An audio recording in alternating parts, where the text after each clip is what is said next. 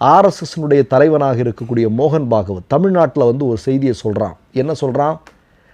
இந்துக்கள் ஒற்றுமையாக இருக்கணும் அப்படின்னு. நான் சவால் விட்டு கேட்குறேன் மோகன் பாகவத்தை பார்த்து. ஏன் மோடி அமித்ஷாவுக்கிட்டே சவால் விட்டு சொல்கிறேன். இந்து மதத்திற்குள் நிலவி வரக்கூடிய ஏற்றத்தாழ்வுகளை இல்லாமலாக்குவது, பிறக்கும் போதே இல்லை ஏற்றத்தாழ்வுகளோடு பிறக்கிறான் இல்லையா?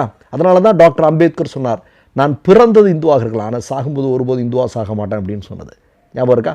இப்போ நான் மோடிட்டையும் அமித்ஷாவிட்டையும் மோகன் பாகவத்துக்கு கேட்குறேன், இந்தியாவில் தமிழ்நாட்டில் இந்து மதத்தில் இருக்கக்கூடிய மக்களிடையே இருக்கக்கூடிய ஏற்றத்தாழ்வுகளை களைவதற்கு நீ ஏதாவது ஒரு சின்ன ஒரு துரும்பை அசைச்சு பார்த்துருக்கியா? ஒரு சின்ன வேலையாவது நீ செஞ்சுருக்கியா? ஒரு பிட் நோட்டீஸ் அடிச்சிருக்கியா? எதையாவது ஒன்று சொல்லு. அன்னைக்கு கூட இந்த வீடியோ போடுறதே நிப்பாட்டிடலாம். நீ எதையும் பண்ண மாட்ட. இந்த சாதிய கட்டுமானம் அப்படியே பாதுகாக்கப்படணும். அந்த கட்டுமானம் இருக்கிற வரைக்கும் தான் ஆர்எஸ்எஸ்க்கு உயிர் அப்படிங்கிறது உனக்கு தெரியும். நீ இங்கே வந்து யாதும் ஊரே யாவரும் கேளீர், பிறப்புக்கும் எல்லா உயிர்க்கும் என்று சொன்ன மாநிலத்தில் வந்து வகுப்பெடுத்துட்டு இருக்கியா நீ?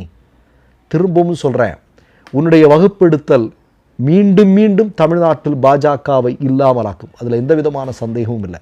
அதனால தான் ஒரு ஊடகவியலாளர் சொன்னார், அமித்ஷா ஒரு 10 வாட்டி வந்துருச்சுன்னா ஒவ்வொரு முறை வரும்போதும் 10 லட்சம் வாக்குகள் பாஜகவிற்கு குறையும் என்று.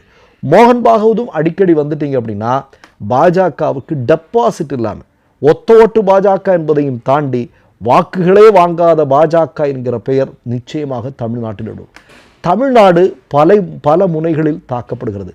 மொழியின் மீது தாக்குதல், மக்களின் மீது தாக்குதல், தமிழ்நாட்டை ஆட்சி செய்யக்கூடிய ஆட்சியாளர்களின் மீது தாக்குதல், இப்படி பல முனை தாக்குதல்களை ஆர்எஸ்எஸ் மேற்கொண்டு வருகிறது. ஆனால் எல்லாவற்றையும் முறியடித்து ஆர்எஸ்எஸ்ஸை பாஜகவை வீழ்த்தி கொண்டிருக்கிறது தமிழ்நாடு. மற்ற மாநிலங்களுக்கு முன்மாதிரியாக இருக்கிறது.